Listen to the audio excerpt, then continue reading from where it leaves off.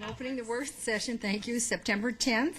It is 5:30, a little after 5:30. We're beginning. I want you to know that we can go into the second regular meeting at any time when we're finished. We will probably take a short break after this so that staff can get all the, the microphones and so forth back up on the dais, okay? All right, so I'll call it to order, and I see everybody here this evening, and we'll go to the first agenda item for discussion. Council to receive an update on progress toward compliance with Senate Bill 1598 requirements. Joe Schmidt, Planning Manager, presenting.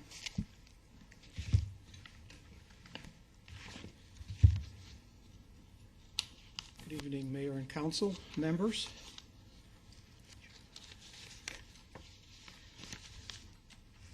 I'm going to give you an update on the progress that we made so far on Senate Bill 1598. Or as I like to call it, the gift that keeps on giving. I'm going to run through these bullet points regarding what the requirements are just briefly and what our response has been to each of the requirements so that kind of put that into context for you. One of the first requirements is to identify all the sources of aggregates sufficient for future development and to avoid incompatible land uses and make that part of the general plan. The other requirement that is in the law, or the other provision in the law, is that it gives special standing to anyone wishing to file a special action in court to review whether or not the land use plan adequately complies with mandatory requirements pertaining to aggregates. So that essentially says that as we do the general plan update, we have to pay particular attention to this particular item. And if we don't do it in accordance with what frankly, the aggregate mining industry thinks, that we may have a problem. After the council, if council approves it, they would be awarded special standing to actually bring an action against the city to have it reconsidered. So that is something that we intend to address in the upcoming general plan update, and we will need special attention to that to avoid a particular challenge to the plan. May we talk in between when we have? Yes, more than welcome. That sounds somewhat intimidating. Mm-hmm. So how is one aware that we don't miss something? I mean, are these aggregates, are they so obvious, or what about the unintended consequences of making a change someplace and then something else happens? So, well, Mayor Lord, there's supposed to be maps available through the office of the mining inspector, but as far as I understand, those maps don't exist. So we'll end up. So if they neglect to put it on one of these maps, and it's overlooked, then who is the responsibility on? Well, it's still our responsibility to try to identify the locations and the sources, but the mining industry does have maps available that they can share with us. And so far, from what I can tell, cities that have gone through this process already have gotten assistance from the mining industry, at least as far as identifying the locations. I think the challenge is going to be ensuring compatible land uses. Now, we do have some benefit from the fact that aggregates tend to be located a lot along river locations. That's why you see a lot of them up at the Agua Fria. So riverbeds in that area, near the riverbeds? River areas tend to have that. Some of the areas, in particular in Goodyear near the Gila River, are industrially zoned, so the land use compatibility may not be as much of an issue. Where we're going to be careful is where the river is closer to residential land uses, and then it's going to be a matter of determining how we handle that to ensure compatibility, whether it's by notice to future landowners that this type of use potentially could exist, or restrictions on that land use to make sure it's compatible with the future residential uses. So I think that's where our challenge is going to be. Just out of curiosity, do they have cases that have happened in the past that we could have a sample of that would kind of bring it to life? I mean, they chose to do this, so now my question is, must be because we had some past problems, And so have they demonstrated that and shown that those examples? From presentations that I've seen, there's been instances where mineral owners have rights to the deposits, and so when they go after the deposits and extract the aggregate and most of the time turn it into gravel and rock sources, that it was unbeknownst to adjoining residential developments that could potentially happen. So on the one hand, you could look at it from the standpoint of it being more of a disclosure type of an issue, much like we do with Luke Air Force Base. And So more of a the airport. protection than for the citizens and their land developments and their land ownership. Well, I in some definitely think there's cases. an aspect to that, Yeah, but I think okay. there's also an aspect that the aggregate industry is interested in being able to pursue their resource. Okay, all right. Follow-up question Joanne? to that. Thank you. This is just purely because I don't know any better, but does any of that mining occur on some of our more substantial washes, like maybe Waterman Wash or anything like that, or is it mostly on rivers and things like that, to that nature? Councilmember Osborne, there is a higher likelihood of it occurring along river areas, but that doesn't mean that it can't occur in other locations as well. So non-river areas, it can happen in non-river areas as well. And so we're going to have to do our due diligence in trying to locate the soils where this is most likely to occur as part of our process of identifying the locations. Thank you. So I think it's safe to say more to come on this particular item as we move forward with the general plan process. So Gary? basically, we can ask our state representatives and senators why they're supporting the cities and not the special interest groups. Is that correct?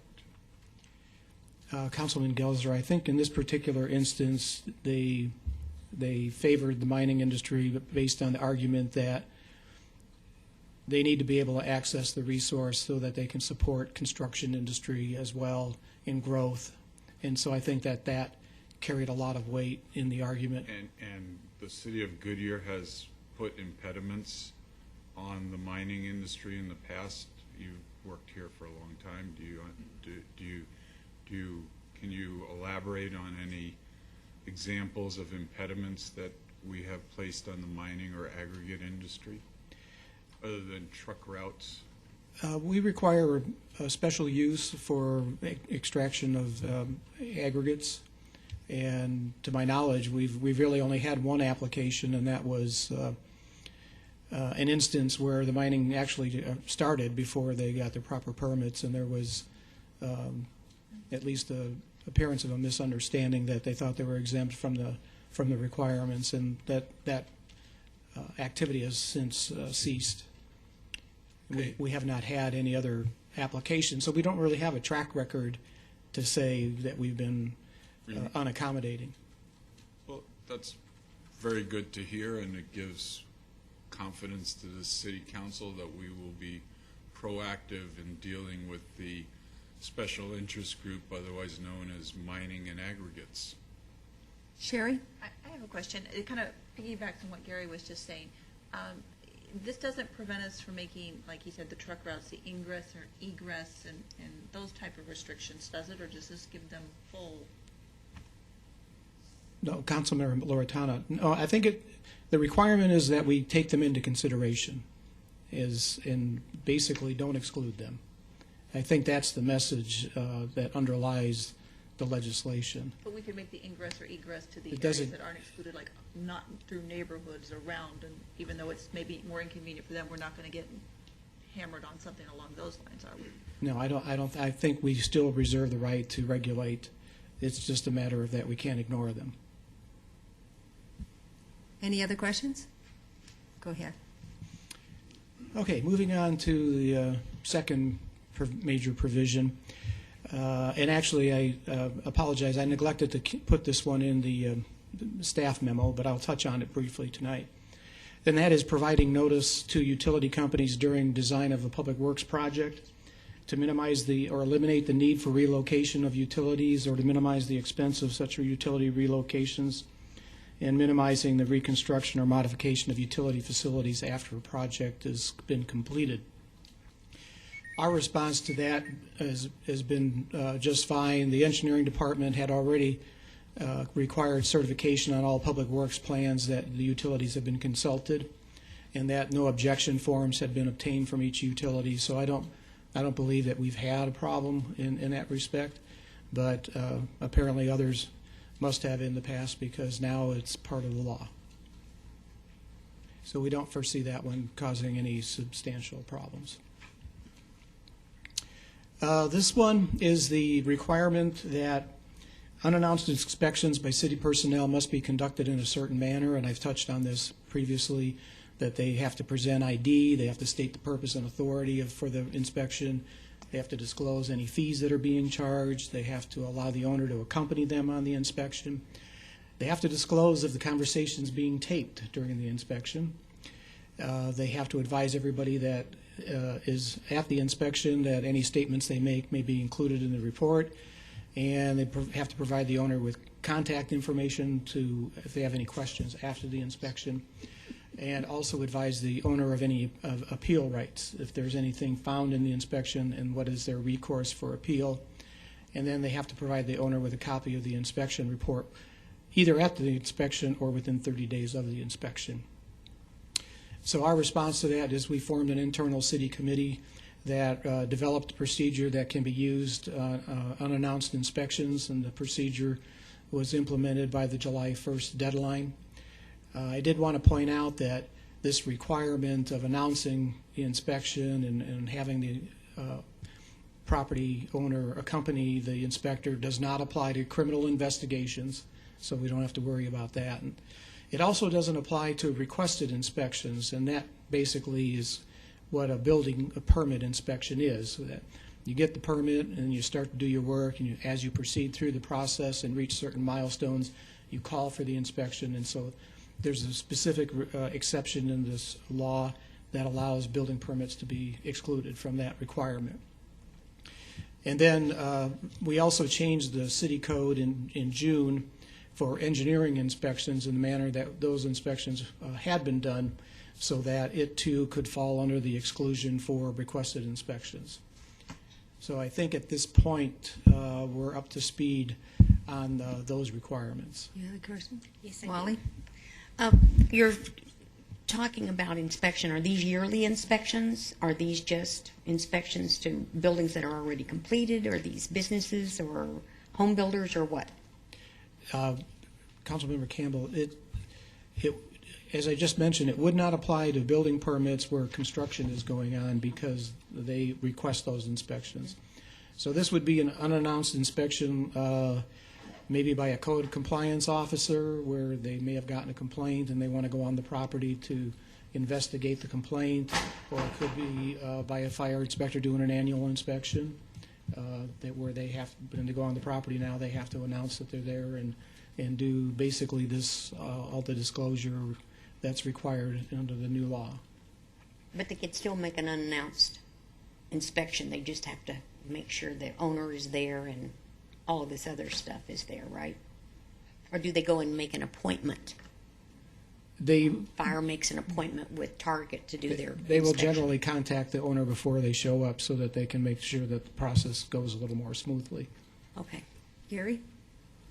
What happens if the owner is recalcitrant in making the appointment? In other words, they keep putting him off 3 times, or once they put him off 3 times, they're basically saying, "I'm not letting you on my property to inspect this." Does the city have any public safety rights to, go on the city and inspect the property? Councilman Gelser, I have maybe a 2-part answer to that. One, if I recall the details of the law, it specifically says that you have to advise the property owner, tell him that you're there and advise him of all these things and get him to acknowledge his rights. He can refuse to acknowledge his rights too, and then they just note the fact that it was refused in that particular instance. if it is an inspection for the purposes of public health, safety, welfare, life safety types issues, I believe that they have the authority to even pursue a search warrant or something like that if need be. So I don't think that occurs very often, if at all. So I don't think it's been a problem, at least so far. Just because we don't live in Chicago doesn't mean it won't happen here. Well, it happens differently in Chicago. I think we're ready to go on to the next one. The next requirement is kind of the meat and potatoes of the law as far as it goes to approvals of licenses, permits, and any other form of approval. The law requires that we establish administrative and substantive review timeframes. And it very specifically says that you get one request for additional information. Additional requests for information are by mutual agreement only. They have to be completed within the time frame that's designated for the review process, unless it's extended by mutual agreement, and then by no more than 25%. There's also a requirement for any denial to be based on a statute, ordinance, code, or rule, and the applicant must be advised of their appeal rights. If no response is provided within the time frame, the applicant gets the fees automatically refunded, and the application must still be processed. So we've been working on documenting the processes that are subject to 1598. Not all processes are subject to it, so that's good. We have already prepared some and processed we prepared some code changes that we'll be bringing along with the processes as we bring them forward. We had code changes approved in June and July for sections of the code that we determined were no longer needed. So the exercise did yield some code provisions and permit requirements that we had that were in the code that we basically weren't using, such as registration of certain animals, permits to discharge certain firearms, licensing of bicycles, and then there were some duplicate provisions related to transient lodging, dining, and beverage taxes. So those were removed for the code so we would not have to document them according to 1598. Where we see this going is that we hope to prepare an administrative process manual that will contain all the required processes, and then we would have those adopted by the City Council by resolution. We also are working on introducing a code section that would allow us the use of a hearing examiner for most appeals.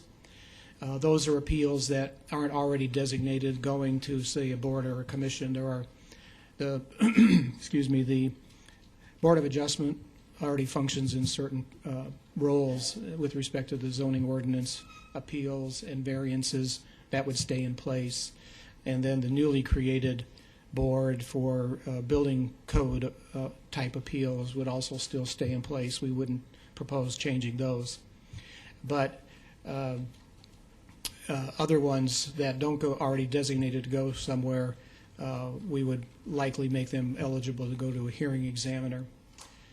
And I'm just assuming you're going to have that administrative process manual online?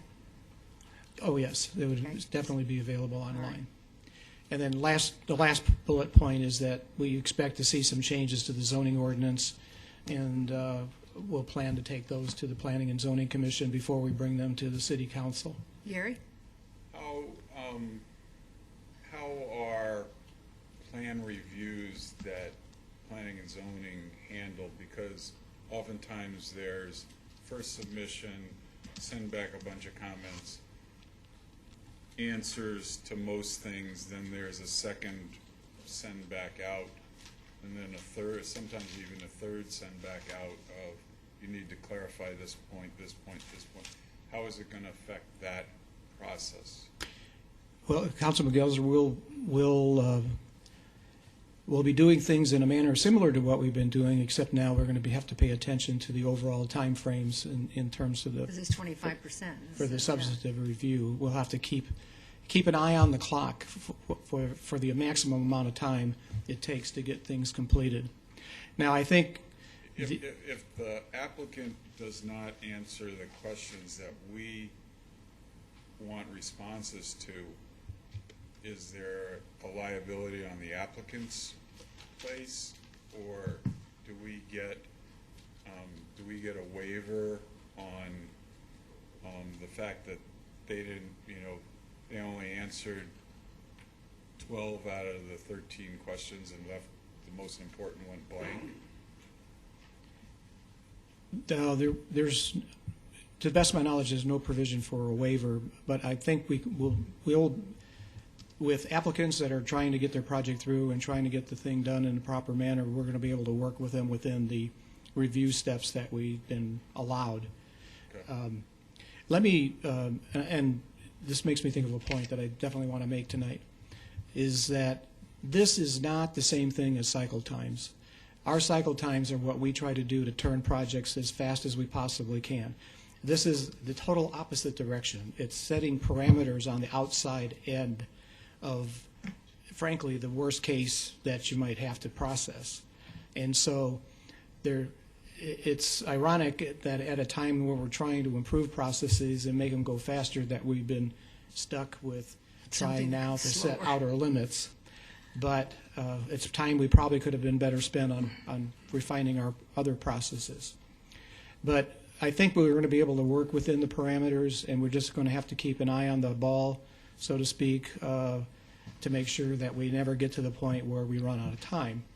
Now, the worst case scenario for the applicant is if they do the first submission, they get comments, they do the second submission and they fix some, they don't fix them all, or they generate new comments, and then we mutually agree to go to a third. I think it will be in their benefit to mutually agree to go to the third, because the alternative is to basically write a denial letter. And I don't think the applicant wants that, and we don't want that necessarily. And frankly, a lot of times when a plan comes back in on a third review, it's really gotten to the point where there's just minor things, and then they can submit it. You can look at it, you can sign off on it. So we're just going to have to keep our eye on the troublesome applications. Okay, thank you. The last requirement that's of note is the directory of documents. And the requirement is that we publish annually or post on our website a directory summarizing the subject matter of all current ordinances, codes, and substantive policy statements.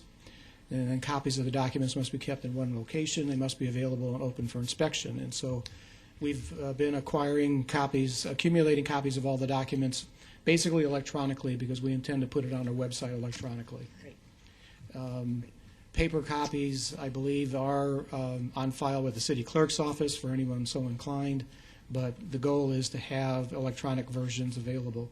Now, some of the versions, in particular, like the International Building Code and International Plumbing Code, and those are all copyrighted, so we probably won't be able to put an electronic version of that document, but we can put a link to where you can get a copy of it.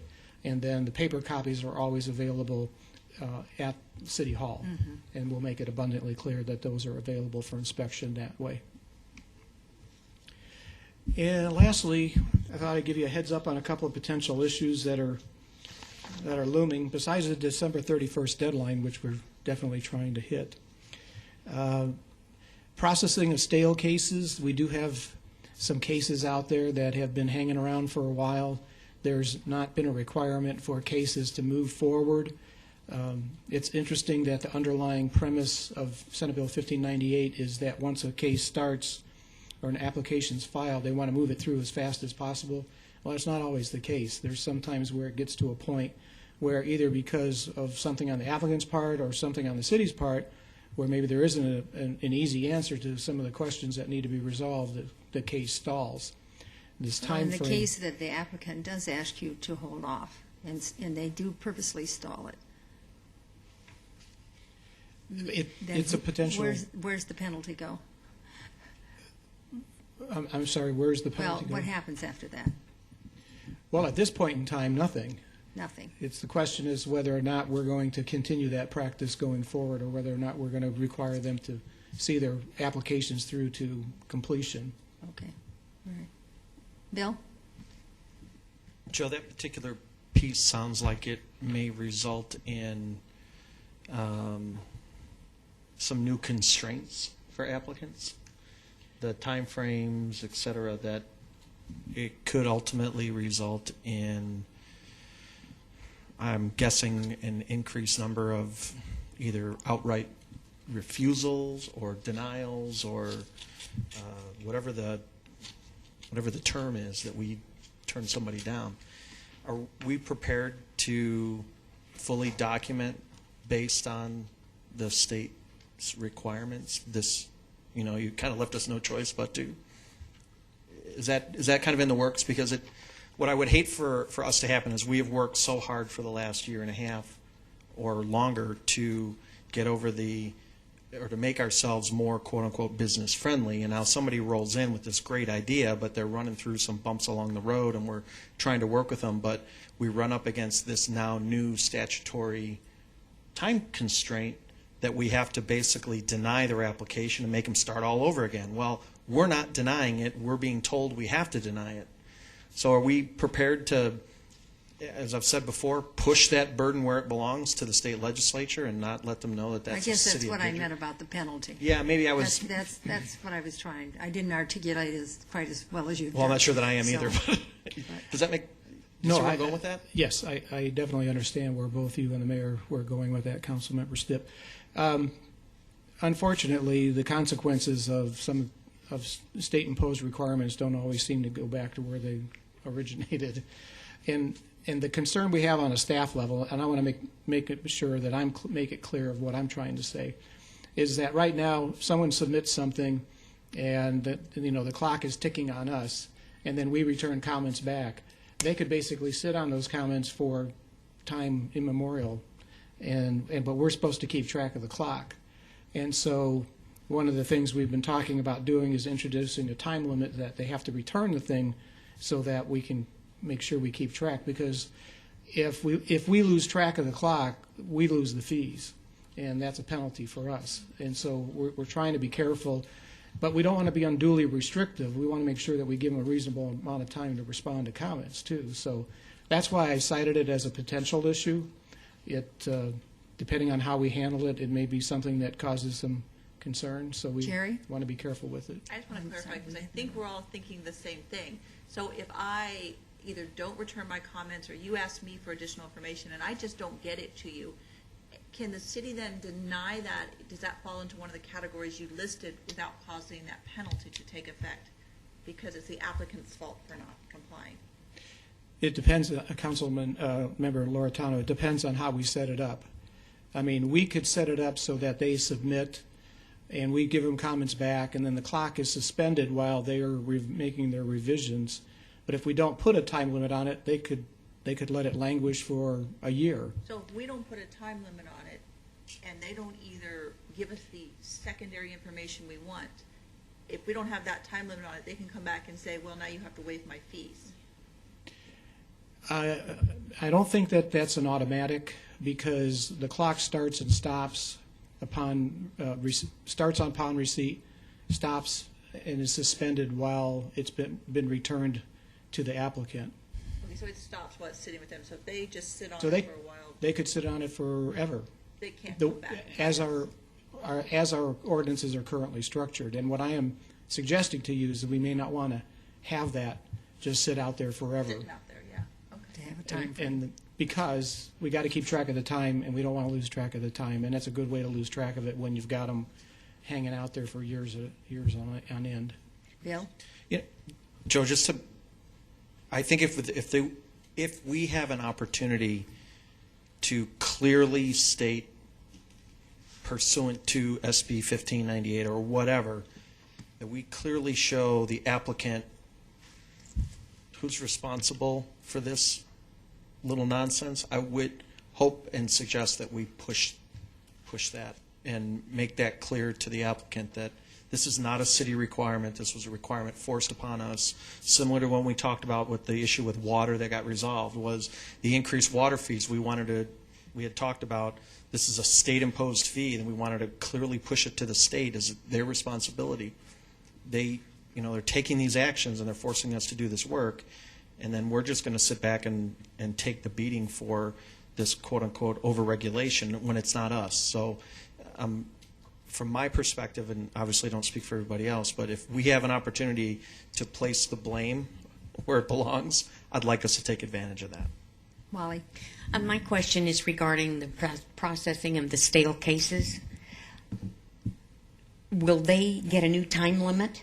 Is that how it's going to work? A time limit's going to kick in, and then you're going to have to decide whether you're going to deny it or let it go forward, or what?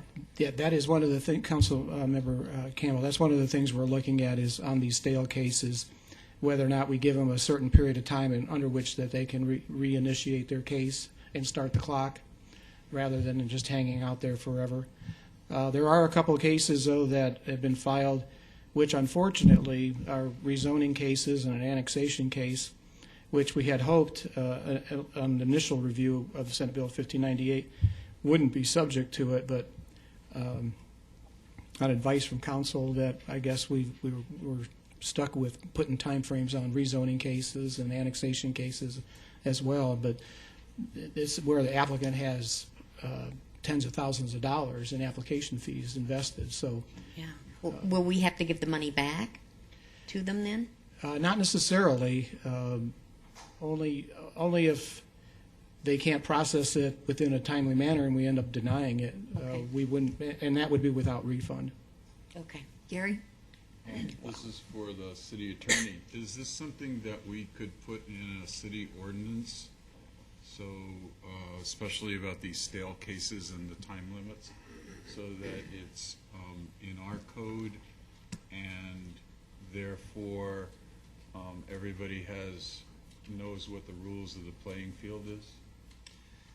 I think that's an option. We're going to bring, I think, an ordinance back that covers a lot of these issues, and Okay. and we're looking at multiple issues in this cleanup ordinance. You So sure it's- you're talking in the microphones, Yeah. please? I think that's one thing that we could Okay. address or thinking. Because I think that's something that would give the council a lot more assurance that if somebody decides that they're not going to pursue a project, it's they decided it and they're not getting their money back Right. from us because of all the staff work that we I think that's actually probably a did. good idea. Right. All right, thank you. Thank you. Any other comments? Thank you. Wrapping up the handling of appeals, I touched on earlier, is at this point we don't know how many appeals we're likely to get, but one of the provisions is when a decision is made that is not favorable to an applicant, they have to be advised of their appeal rights, so that in and of itself may generate more appeals. We don't know. Hopefully it won't be a problem, but it's just something I wanted you to be aware of. And then lastly, some code deficiencies and corrections that we're looking at trying to make. We've, in the review of the codes, we found some things that probably should have been corrected a while ago that we're going to try to address now in terms of process. One of those in particular is the fact that we don't necessarily require recording the final plats after they're approved by the City Council, and so we have something on the order of over 45 final plats that are sitting out there that have approvals that aren't recorded. And you may say, well, what does that matter? It can be a problem later. It can be a problem because there's commitments made in terms of water and sewer capacity that are basically held by these plats because of prior approvals.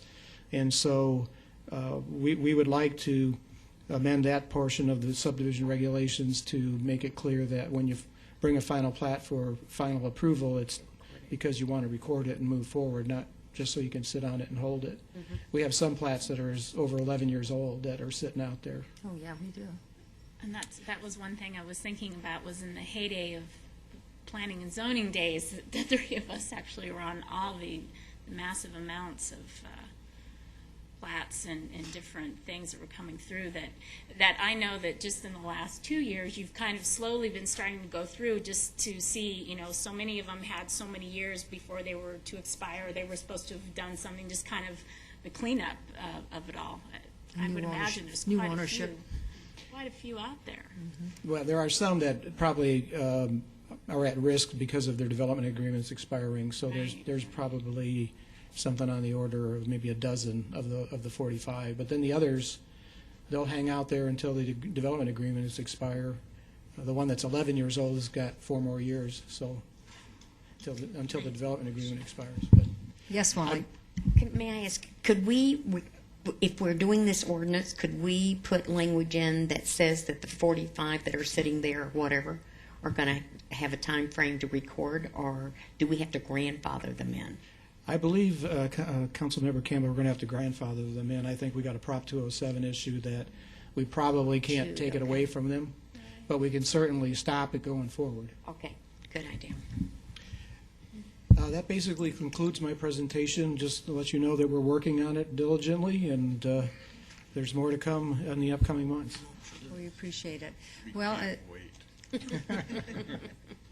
I don't think we have any other business at this time. I'm going to adjourn the meeting, and we'll reconvene up at the dais. Well, 5 minutes, it's probably, it'll take them that much, 10 minutes. Let's put a 10-minute timing on it, okay? And so I'll see you at the dais in 10 minutes. Meeting adjourned.